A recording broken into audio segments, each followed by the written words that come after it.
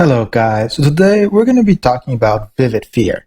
I know I made a review a while back on this, but the quality wasn't that great, and since then she's gotten an EE who, let's be honest, has put her on a pedestal compared to a lot of other midliners and does have some great buffs. So let's look right away at her extreme evolution. First of all, she's supposed to be on the right side. This isn't a big difference. She does have some pretty decent value in midline or backline, and in frontline, I would only do this if we're trying to do a special mechanic or for some COT floors, but I usually wouldn't advise placing her there permanently. I'll explain why she could be used in front, but it's really not advised. So let's look at her on a general basis. First of all, she has a decent ace, who I know it's very hard to get half the time. Increase attack power, and type of Wyrmwind and Dark Players by 30%. Isn't bad, isn't great, ideally reflex, but I mean, it's pretty decent. Now, for her active, increase critical rate by 50%, critical damage by 60%. Again, nothing wrong with it, pretty nice for a penetrator, especially if she's in backline. Nothing great, but pretty good. Now, this is when stuff's gonna come epic.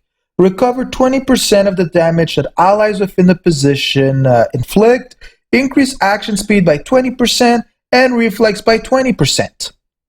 So basically this means that everyone in the line, irrelevant of who they are going to heal 20%, who is kind of more powerful than my good old Lilith skill. She's also going to buff their speed 20% and their reflex 20%. I mean, this skill basically has it all. So obviously this is going to be the first one you're going to max out. Then we have Spreading Fear 2. Enemies within the position will have reflex decreased by 30% and damage they receive increased by 15%. So basically, if it wasn't OP enough that she increased reflex, now she's also going to increase the damage they take by 15%. It's the same skill as the Elaine idea. It's going to stack with the Ardor critical damage stone, so it's part of that multiplier in case you don't know. And they're also going to decrease reflex by 30%.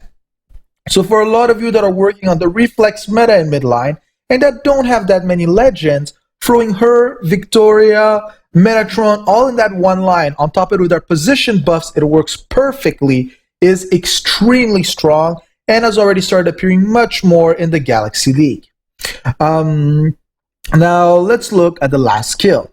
Harvest Fear. When penetrating, crit rate increased by 50% and attack power increased by 50% for each enemy penetrated. Now when we look at this, obviously we're going to go for Aura of Fear, then we're going to go for Spreading of Fear. Then between the two of them, I would honestly go to Harvest Fear because there's not that big of a difference between both skills, except this one costs Spirit and has a cooldown. So honestly, what's better? Something that's always there or something that's sometimes there? Plus, it's really not a big difference. I mean, worst case, when you have enough skill points, switch to active and then put less points in Harvest Fear, but I really would say just having a 1-5-5-5 would work perfectly. Now, there are a few issues that Vivid Fear is going to very fast encounter. As much as she has very decent reflex, the one thing you do want to point out is she's not technique-based, so you're not actually going to be awaiting her to reflex that much. She's more going to be supporting the other people. And you're going to notice a second thing is she doesn't have any DR. You're going to say it's not that bad because she self-heals and blah, blah, blah. But if she's facing something that's strong, for example, again, I'm going to talk about PvP, a Beth, a Duke, a Belle. I mean, the common things. Even a Victoria could just wreck her in one hit. So this is her one weakness, who puts her a lot in the level of Michael, except she has much better line buffs. So this is why when we look at the stones, we're going to need to be a little bit more creative. Now she has 3 stones. On top of it, it's really good because it's 3 different colors. So this is going to allow you to run different builds. Now, is there one specific build that is best, one specific build that is worst? I can't really say. I would need to know your specific team. I would need to know the substats on each stone. But one thing is clear, you're going to need some DR. And the best way to get DR and to max out on the healing, who, by the way, heal based on damage is capped out at 50%. As a user of Duke, I can really confirm that because I've even tested Duke SOB and more critical damage buff. You can get critical damage over 700%, but if you do that, you're not going to be healing as much as you hit. By the way, that's completely nuclear. Anyway, the point is you're going to need to put a dark hype stone. Either way, this is just, you're going to put it there because there's no other stone that makes more sense than that one. Because it's going to buff her self-healing, it's going to buff her DR, and they usually have some pretty decent subs. Now this is where you're going to be a little bit more creative. What stones do you want in the other two slots?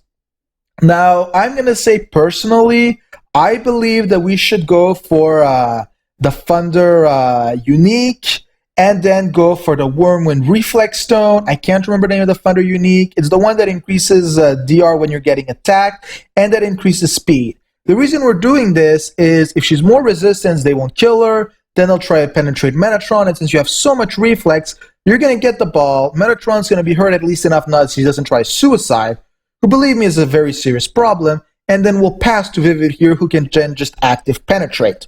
So that's why I would really go towards that build and still give her enough reflex just so she can play in that war. And the prime slot, we can throw Ardor Reflex just for that little critical resistance, or if you don't believe in that at all, you could go for a light reflex, but I wouldn't advise it again because she's not technique based. So much reflex you give her, it multiplies based on her base reflex. So again, I wouldn't advise it. Now a bunch of other people would say put Whirlwind Speed Stone, a Dark DR Stone, and Thunder Pen. I mean, until you have the uniques, that can be pretty decent. The only thing again is the reflex is going to be a problem, but you will be fast enough. You do need to point out she doesn't have any form of counterattack resistance, so you just want to be a little careful on that. So it's one of the reasons why she's going to work so well in backline, is because in backline, unless she's placed in front of the striker, in no way does she fear the fact of someone trying to attack her. And when she's holding the ball with all the damage buffs she has, and because her power is so high, being her highest stat, it isn't a big problem. Again, the stats are not yet updated on the page, and I can't really show you mine for the simple reason that I can't really use the emulators on this thing. But they're still very good. Now, let's look at her on the chain level.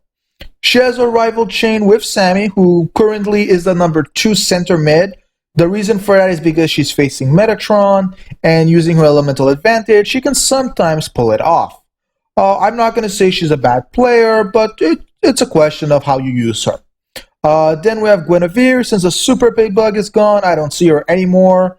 I'm guessing maybe some people who are too lazy to change her team.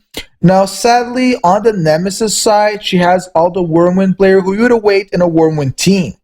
No, we want to wait some Sukiyoya, but I'm more talking about Linmei or Samir, who are both some really great Whirlwind players. So if you're doing Whirlwind versus whatever you're running, there's a chance that this chain will activate. She also has in the Nemesis Lucid, who is currently being used a lot more just to counter Angela, who really isn't a problem for a lot of people, especially since I'm imagining that you're running Vivid Fear with Mono Whirlwind or Whirlwind Dark, were the best combos you can run. And on the Friendship chain, she does have Black Tortoise, who is again one of the greatest goalkeepers currently because of her critical resistance that can counter SOB.